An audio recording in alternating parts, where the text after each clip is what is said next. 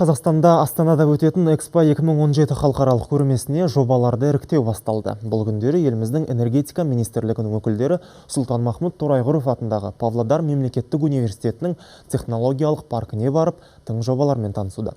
Энергетиканың баламалы көздеріне басымдық берілген ғылыми жұмыстардың бәсі биік екені белгілі.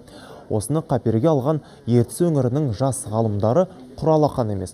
Олар ұсынған 20-ға жуық жоба мамандардың қызығушылығын білдірді. Айта кетейік, олардың көбі бірегей сипатқа ие, әрі өзге жобаларға ұқсастығы жоқ. Мәселен, тау-кен өндірісі қалдықтарын қайта өңдеу, автоматтандырылған басқару жүйесі, робот техника секілді жұмыстар бар. Олардың көбі зертханалық сынақтан өткен.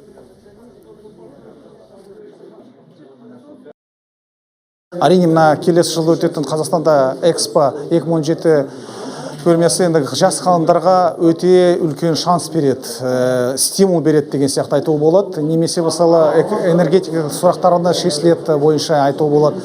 Экология қауіпсіздік бойынша да оны шешілу болады. Эти проекты, ведь они не вчера родились. Бұл кеше бүгін пайда болған жобалар емес, біраз жылдардан бері дайындалған. Олар 4-5 жылдың ішінде жүзеге асырылуы мүмкін. Әрине бұл қуантарлық іс, аға буын өкілдерінің тың жобаларына жастар қауымы да араласуда.